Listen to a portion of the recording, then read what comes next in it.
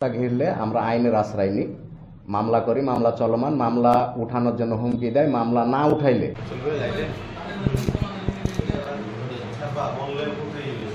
একটা মামলা দায়ের করি, তারপর সই না দিলে তারা আমার ভবনে এসে আমাদেরকে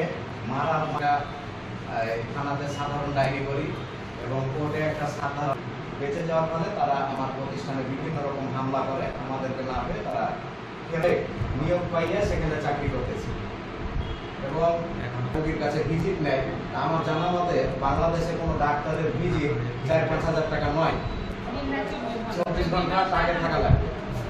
এবং আমি টাইমের ব্যাপারে কিছু উচ্ছৃঙ্খল জনগণ যে কাজটা করতেছে সেটাতে, কারণ আমরা মা ও শিশু নিয়ে কাজ করি। প্রত্যেক মঙ্গলবার আমি স্কুল ও স্বাস্থ্য স্কুলে গিয়ে স্কুল স্বাস্থ্য শিক্ষা আমি দিয়ে থাকি।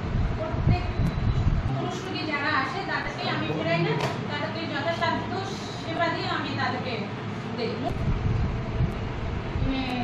আমাদের পরিবার দীর্ঘমেয়াদী যে একটা পদ্ধতি আছে এনএসপি করা সমস্যা কিংবা আমার এই সমস্যা আমি তাদেরকে মোসাম্মদ সুমাইয়া আক্তার, আমি চাঁপাইনবাবগঞ্জ সদর উপজেলায় চরণকনগর ইউনিয়ন স্বাস্থ্য ও পরিবার কল্যাণ কেন্দ্রের উপসহকারী কমিউনিটি মেডিকেল অফিসার পদে কর্মরত রয়েছে।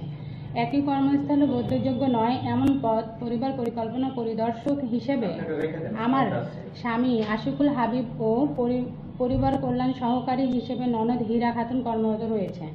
আমরা দীর্ঘদিন ধরে সুস্থ সঠিক সরকারি সকল নির্দেশনা ও নিয়ম মেনে সুনামের সাথে ইউনিয়ন স্বাস্থ্য ও পরিবার কল্যাণ কেন্দ্রে পরিচালনা করে আসছে।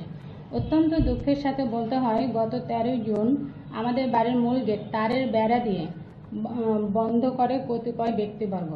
এ নিয়ে আমরা আদালতে শরণাপন্ন হয়ে মামলা করি, যা আদালতে চলমান রয়েছে। এই মামলা ওঠানোর জন্য আমাকে ও স্বামীসহ পরিবারের সদস্যদের হুমকি দেয়। মামলা না ওঠালে হত্যা, বদলি ও চাকরিচ্যুত করার হুমকি দেয় তারা।